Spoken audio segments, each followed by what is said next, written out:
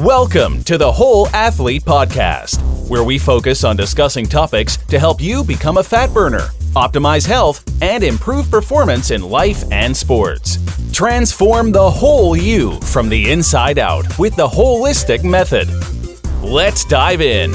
Here's your host, Debbie Potts. Hey guys, it's Debbie Potts, and I'm doing a new episode to talk about how do you know if you're fat adapted or not, as we keep talking about being a low carb athlete and training, fueling, and performing to be a low carb fat burning athlete. Well, how do you know if you are fat adapted? Well, as you know, I'm doing my online group coaching program and individual health detective coaching programs now full-time, and part of that journey on flipping the switch, so to speak, to becoming fat adapted involves a 4 to 6 week or longer for some adaptation process. So we're learning how to depend on fat for fuel and try to get our fat burning tank, our main fuel source, and our backup engine fuel source should be carbohydrates. But instead, if you listen to all the marketing ads and the political nutrition that we've been taught forever, since 1950s, teaches us, well, we need to eat carbs to keep fueled up. We need to eat in the morning to rev up our metabolism. You need to eat 300 calories every hour in your workouts. You need to eat. Well, it really just means you need to buy our food products. You need to support the food industry. And the people marketing are learning how to brainwash us, really. So another side note, I just heard this commercial this morning about cholesterol, and it's just annoying, and type 2 diabetics and all this stuff. You listen to the commercials for pharmaceutical drugs, for medication prescriptions. It's a bunch of garbage, right? They say, here, it will do this, but warning, there's 50 other side effects you might have happen if you take this medication. It's all just band-aids masking the problems of what really is out of alignment or dysfunctional or out of homeostasis. So what I'm trying to do is train the whole athlete from the inside out with, of course, the holistic method, where we work on the 8 elements, which is nutrition and exercise, but really focusing on sleep and stress. We have external stressors we know or maybe not know how much they're impacting the whole you from the inside out. And then there's hidden internal stressors I've been talking about on my health show on Wednesdays, how really these hidden internal stressors we don't know about unless we do functional lab testing, which is what I will start to be doing in January 2020. And a lot of these internal stressors are impacting our health from the inside out. It's a domino effect. If you read my book, Life is Not a Race, What Happened to Me? If one system is off or out of balance, everything is out of balance. So just like your bike wheel, if one spoke's out, everything's being kind of out of alignment, or just like your car. So we work on identifying those hidden internal stressors that contribute to your metabolic chaos or result in metabolic chaos. It's never just one thing that's causing you to feel crappy and gain weight and just be fatigued and exhausted after workouts and just don't have any energy to survive every day. Or maybe you have digestive systems or unexplained skin issues or migraines or back pain, joint pain. All of it is related somewhat to our metabolic chaos and our hidden internal stressors. So we work on identifying those through the lab testing and clinically correlating all your information together, including genetics, which is a podcast I'm going to do next week on DNA Fit and looking at ancestry DNA or DNA or what's the other one? 23andMe. But the hidden stressors are impacting your hormone balance, so hormone imbalance, immune function or dysfunction, our digestion imbalances or dysfunction, leaky gut, permeable gut wall lining. And remember, your immune system's in that gut wall lining too. And it's also where we make most our neurotransmitters. So your gut-brain connection is a real thing. And then detoxification. Wow, we got a lot going on with the liver function. If you get my free ebook on my website, how our liver plays over 500 roles in our body and our health system, including our digestion of breakdown of fat, carbohydrates, and working on our detoxification phase 1 and phase 2 pathways and eliminating those excess toxins and chemicals and hormones and waste products. But we also have our energy systems, which I've been talking a lot about and trying to study more on the mitochondria function and how cell damage and cell autophagy is important, but also optimizing our mitochondria function by taking supplements as the MitoQ we've talked about, True Niagen, and there's other supplements at Quicksilver cells, but really optimizing mitochondria with intermittent fasting, with the right type of exercise, HIIT training, hormetic stressors, and taking the right nutrients, which are a lot of the nutrients that are in red meat. It's part of the reason I started eating red meat for my first time after 30 years, because everything I've been deficient in when I get labs taken are in meat, animal meat, red meat, not the crappy chicken and turkey I've been eating for years. So we also have nervous system. So we get that parasympathetic to sympathetic dominance in our imbalances. So we've got all these hidden stressors that really impact how we feel. And then we've got our other holistic method is working on our mobility, movement throughout the day. Because even if you go train every morning, well, if you sit on your butt all day long, like I seem to be doing today, and got to get up and move. I have a stand-up desk. I have a little rebounder trampoline I can go bounce on for a few minutes. I run up the stairs, come back down. I take a lunchtime break to go to master swimming. And, you know, it's really important to keep moving and working on mobility. My workout Monday mornings, I do more mobility drills. I call it Mobility Monday, and working on more rotational movement, side lunges, reverse lunges, reaching, getting my body to move. And then the other thing we work on is, of course, digestion. And if you read anything, a lot of what's been said 5,000 years ago is all disease starts in the gut. So anything what we work on in nutritional therapy as a practitioner, and now putting that training with my FDN practitioner training and Keon coach and all the other programs I've done, it's working on your gut health. So everything we want to do to improve our health is going to start by improving our gut health. And that goes back to the nutrition part, what we eat, when we eat, how we eat that food, as well as, you know, getting rid of those foods that react to. So doing an MRT food sensitivity lab test, working on reducing those internal hidden stressors that are contributing to irritating your gut wall lining, to GI pathogens, bacteria that could be causing more stressors to that gut. And also the foods that we poorly digest and break down. So there's all these different contributors to irritating our gut wall lining, especially eating those foods that we react to. And then rebuilding the gut wall lining. I've used Megaspore Biotic, and we've done 2 podcasts with Karan from Microbiome Labs, who's the lead scientist for microbiome labs all over the world. And we have another podcast and webinar coming up with him next February on how to rebuild that gut and add diversity to your gut wall lining, your microbiome, and adding those good keystone bacteria. And then we work on the month 2 in their total gut restoration program is adding a prebiotic, adding this little mix you can put into water and have that once a day for a month and help increase, kind of feed the garden, neutralize and feed that gut wall lining. Those bugs need some good nutrients. And then phase 3 is adding a drink mix with some secret herbal ingredients to help improve the mucosal layer that's surrounding that gut. So really working on that gut wall lining to improve our health, to improve our immune system, to reduce inflammation in the entire body.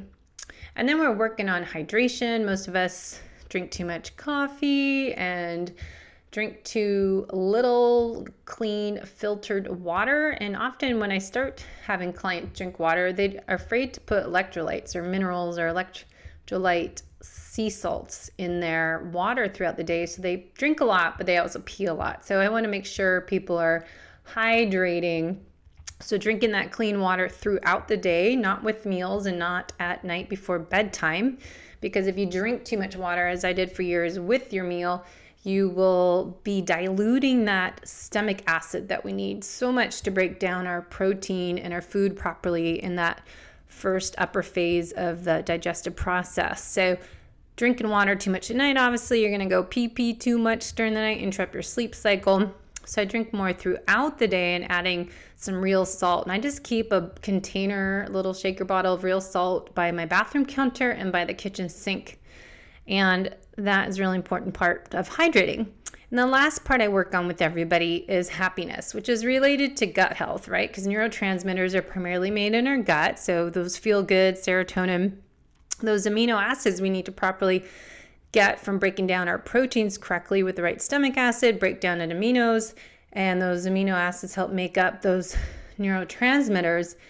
And if our gut health is wrong and our digestive process is broken and we're not getting those proteins broken down to help us make neurotransmitters, well, we probably have a shortage and deficiency in our neurotransmitters, and that's going to impact our moods, our anxiety, our depression, energy, sadness. So everything's connected. So I really want to work on happiness, gratitude, play, laughter when I coach people in my group online 30-day transformation program, as well as individual coaching. Because a lot of people have ADHD, ADD, anxiety, depression. And you know what? That's not going to be fixed by taking a medication that you're going to get from your doctor. I would work on what you're eating, how you're eating, and when you're eating, and then work on repairing your gut wall lining, improve that digestion, your microbiome. The health of your microbiome is going to impact your gut health and impacts your brain health. Remember, every message your brain sends your gut, the gut sends about 7 messages back. So we have that second brain in our gut. So we need to take care of it. So going back to the theme today, how do you know if you're fat adapted? Well, I found some articles and I kind of go intuitively. I just know when I'm fat adapted because I feel full. I'm not hungry for hours. I don't have any cravings. I have a steady flow of energy through the day. I sleep better. I use Keto Mojo with clients and myself, and I test my blood sugar to know, am I balancing my blood sugar? So you kind of know if you are fat adapted or not if you have the great energy. Like if I can go work out in the morning and have my cup of coffee with my splash of organic heavy cream, and I use my Keon coffee or another source that's organic, not high mold, and don't use those Keurig coffee cups or crap in those little moldy containers. And also coffee beans are often sprayed, so you want to make sure you're getting clean coffee beans from a good source as Keon or Bulletproof Coffee. Or when I travel, I find local coffee roasters and getting kinds that do not have pesticides sprayed on those beans. So local, organic, clean energy coffee sources, Keon, is on my website. You can read more about it. But having a little cup of coffee and then going for a workout. I know I'm fat adapted because I've done this for 15 years. 2005, 15 years. And I can go work out and do a hard workout in the morning and have energy. I can go for a long run and just have coffee. I did a 2-hour run on the weekend and didn't need to eat. I've done this for many years though. So it's being a low carb athlete, being metabolically efficient and metabolically flexible. I've become fat adapted because, as I said, I've been working on this so I can have more good source, not crappy carbs on the weekend and still be burning fat. And if I have a little more carbohydrates because I have maybe a longer workout, or maybe we have dinner and we had some, what did we have? We made, I made chili on the weekend. That was total keto carnivore with grass-fed beef and bacon, and I put an egg in it. It was really good. Avocado, and made this chili, beanless keto carnivore chili in the slow cooker. So that was a good meal with avocado and cheese and sour cream on top. Again, if you don't do dairy, it doesn't really, you can't have that part in it. But having a little more carbohydrates on the weekend when you're exercising is not going to throw you out of fat burning if you're fat adapted. And it takes 4-6 weeks, maybe 2-3 months. I was very insulin resistant until last year because of my chronic stress. So remember my whole story in my book, Life is Not a Race. I hope you all order and read and share for holiday gift ideas on Amazon. Plus, give a review. I need more reviews on there to grow this book. But I think that a lot of athletes are insulin resistant because of all the sugar they've consumed for years, but also because of our stress. Chronic stress raises your blood sugar. That cortisol will break down muscle to use as fuel, increase your blood sugar because your cortisol goes up. Your body responds by increasing more blood sugar. So, which puts more stress on your body and more stress in your liver to have that happen. So some articles I found online, 5 signs you're fat adapted. This blog on ketovel.com, signs that you're fat adapted. They said we're improving energy, better sleep, no carb cravings, increased endurance once you learn how to use fat for fuel, decreased appetite, less hungry. Yes, I agree on that. What's this other one say? So, down my mouse. It's 4 signs you're fat adapted. On another website says same thing, you're more energy through the day and you probably have less carb cravings and your energy throughout the day is more steady. So that's going to be more with your blood sugar regulation being balanced and a steady flow of energy instead of those that eat carbs and are burning sugar for main fuel and keep eating when you're using that fuel that from what you're eating as fuel instead of your stored body fat. So side note, easiest way to get into ketosis is the fasting, intermittent fasting, and work on that.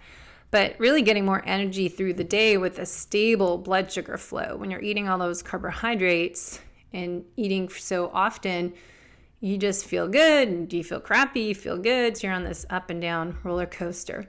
Less hungry over time. So a lot of people, when they're fat adapted, as we said, you feel less hungry, so you don't need to overeat. So maybe you're eating more protein and fat that has more calories per gram than a carbohydrate, but it's so easy to feel full for hours. If I eat a salad, I'm still hungry. If I eat vegetables, even though most of them might be good for you, depending on your gut biome, some vegetables don't work well for a lot of people. But if I eat carbs or say like tortilla chips or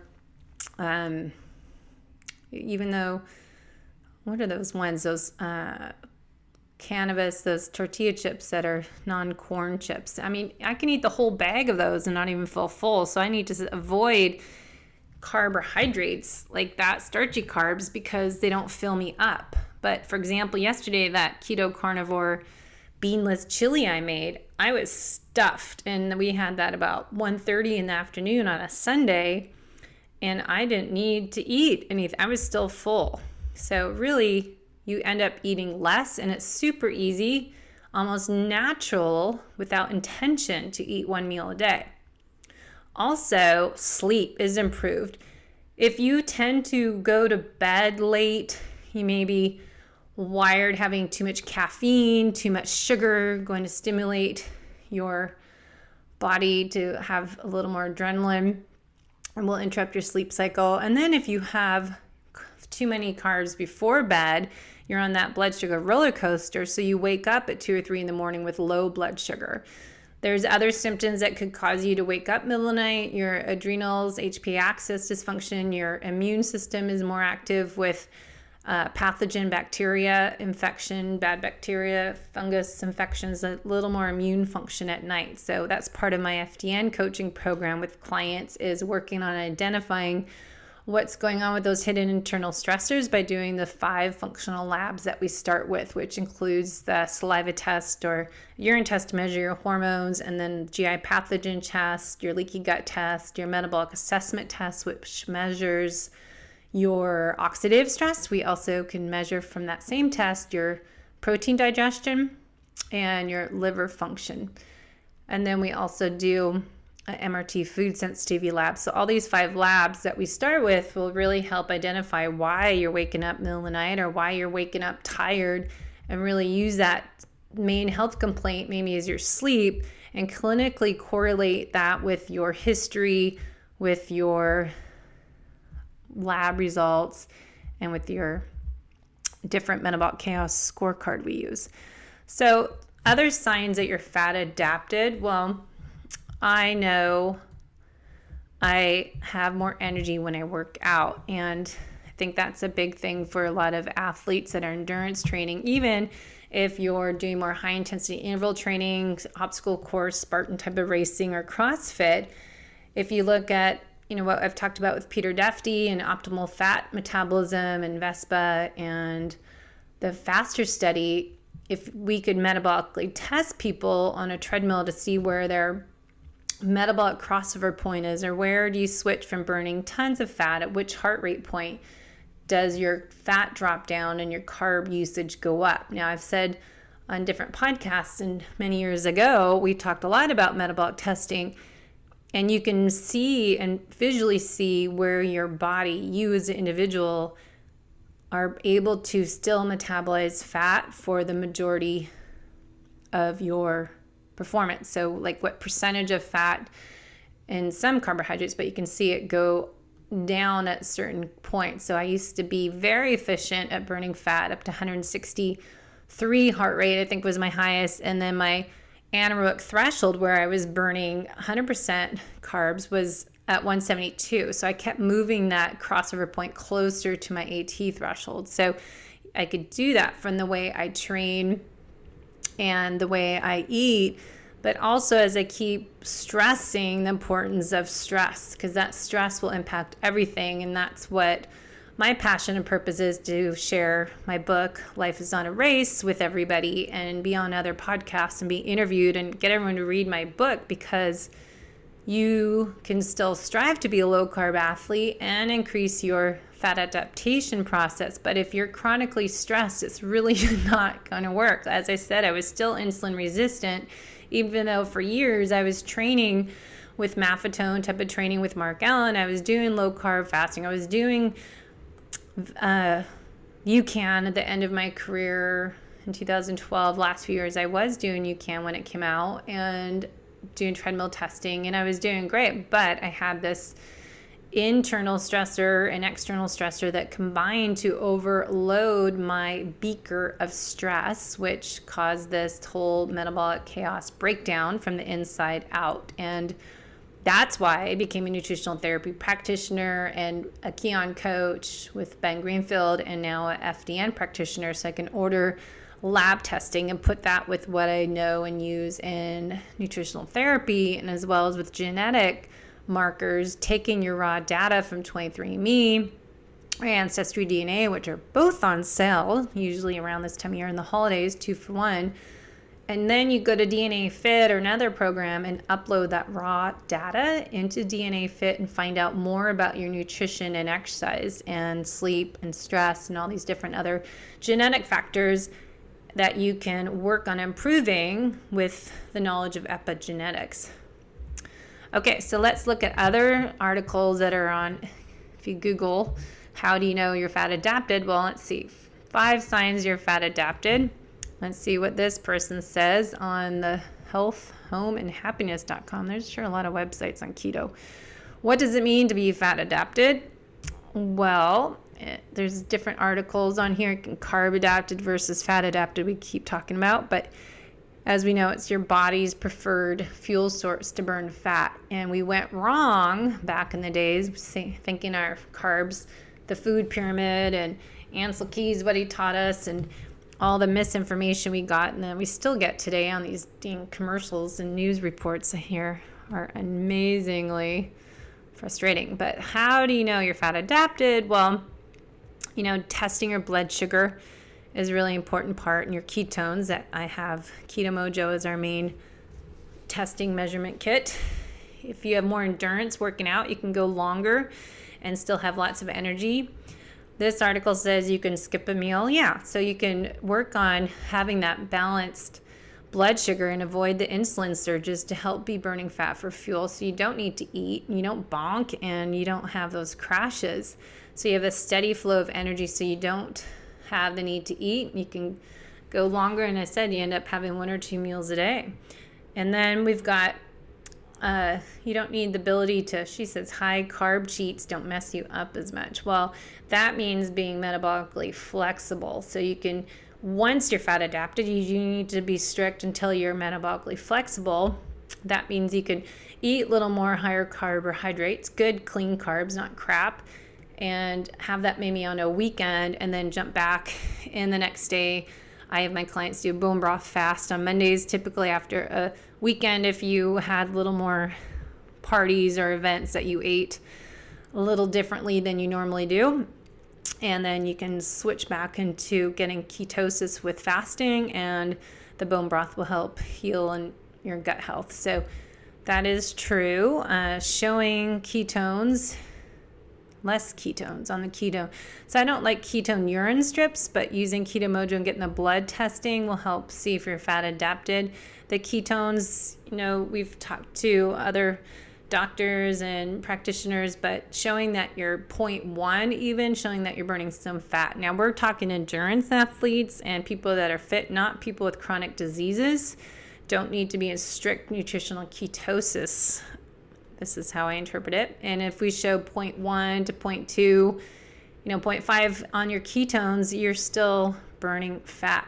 So really we're looking at 0.5 to 3.0 on your Keto Mojo meter will tell you if you're burning fat, but you don't need high ketones unless you have nutritional or health issues as epilepsy or Parkinson's, cancer, different diseases and autoimmune issues.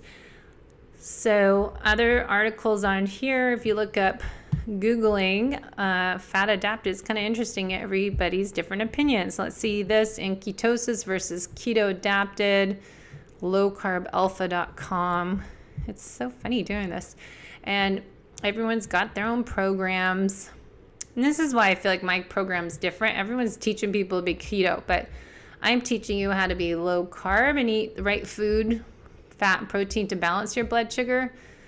But no one's really working on your liver function. You need your liver not to be congested to process all these fats you're going to start eating. You need to have your stomach acid right so you can metabolize, break down all the food in your stomach, and the proteins need to be broken down with the right acidic environment. We need digestive enzymes and bile support with ox bile or other supplements to help break down your fat, proteins, and carbs. So it's really important, not just the fasting helps, but I think really getting the nutrient support that you need to have this happen. So eating foods that are right for your type, even if they're keto low carb, you could be sensitive to them. So it's important to get that food sensitivity lab test or measure if your heart rate goes up after you eat. You can Google that. It's a cocoa pulse test. And if your heart rate goes up after you eat something, and you can tell kind of your pulse just feeling it, you can test it for a minute. But if you eat something, test your heart rate before ideally, and then afterwards, if it goes up 6-7 beats, well, you're having a reaction to that food, and it's probably not something you should eat. So testing is really important to your blood sugar, trying some fasted workouts, working on your macros accordingly. I dieted way too much growing up, so you don't ever hear me saying count your calories, count your macros. I rather test and not guess with Keto Mojo. I don't like to be obsessed because I'm all about sustainability, and everyone's unique by individual and not given a one-size-all approach. Yes, maybe in the beginning, I'll suggest to my clients to test their blood sugar and maybe track their macros in my FitnessPal or Chronometer. But I think if you just measure your blood sugar and your ketones, you can tell a lot there, and just go by how you feel and learn the body's ability to be in tune and do your intuitive nutrition. Nutrition will tell you if you're eating your intuitive intuition will help you figure out if you eat the right amount of protein and fat to feel full and satisfied. Some people have to add a little more carbohydrates than others. It's very different. So that's why I think you should look at your genetics, look at your gut biome, and get all these labs tested to really learn about your body and your genetics and your microbiome. So being ketosis might be beneficial for us to have that extra focus and clarity and energy and getting off the glucose carb dependency. But you can find so much information out there, is my point. On Google, how do you know you're fat adapted, and is keto safe, and the keto quiz, and 28-day keto plan. There's a lot of information out there, especially as we hit the new year. There's going to be even more information. And I think you really need to work on becoming a fat burner, is switching to lower carbohydrates and eating more healthy proteins and fat. But it is tweaking it a little bit here and there per person. And that's what we do in my program. And learning how to eat what foods, meal ideas is helpful in a group, and sharing those ideas. But sitting, focusing, being present, and being in the parasympathetic nervous system to help the digestive processes activate. If you're doing all this keto food, but you're eating on the run and multitasking and stressed out and not focusing on your food that you're eating and chewing your food, well, you're still going to have problems. If you're stressed and you start to eat, you're going to have issues. You're going to not digest your food properly and even increase your blood sugar. So there's so much to being fat adapted and being a low carb athlete than just shoving down a bunch of protein and fat. All right, so that's kind of my point. Bone broth is really helpful, but emotional eating, we're going to do some podcasts on that. Why are you eating? Are you eating because you're hungry, or are you fasting too much because you're afraid to eat and you're still not really focusing on teaching you how to eat a meal and how to not overeat and binge? And I think that's another area, because a lot of people start fasting and they're afraid to go into the kitchen and make something to eat because they're going to overeat, or start eating and not stop and lose control. And give yourself permission to eat whatever you want because it's your one meal a day, or your 5-hour eating window, or 8-hour window. So there's a lot to work on. But I just wanted to give you that information this week. I will talk more on Wednesdays about the different lab testing and about what is metabolic chaos and hidden stressors, and how I'll be working as a health detective to help resolve your metabolic chaos. So working on helping you heal and rebuild the whole you from the inside out to improve your performance and longevity. A lot of it's optimizing your mitochondria function, as well as your gut health and your HPA axis. So we have to do that by identifying different stressors, as I talked about, the hidden internal stressors. And we don't know about them unless we test with the lab testing that I will be doing as an FDN practitioner. So FDN, by the way, Functional Diagnostic Nutrition Practitioner.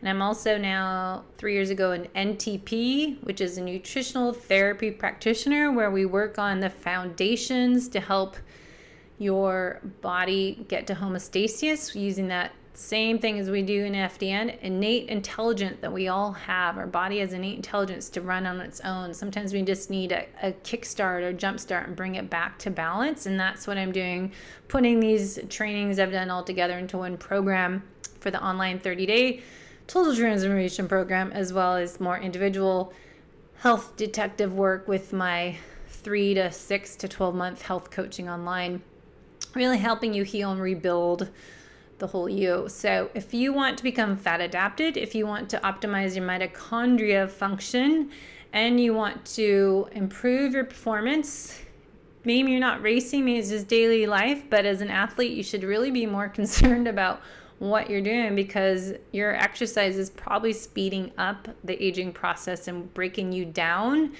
And if you want to avoid breakdown and burnout, well, read my book, Life is not a race. Get the manual on Amazon, the Holistic Method Manual, and start prepping for your coaching program that you may decide to do in the future. So I wish you the best today. Do something fun, as I always say. Always start laughing. Spend time with people that make you happy.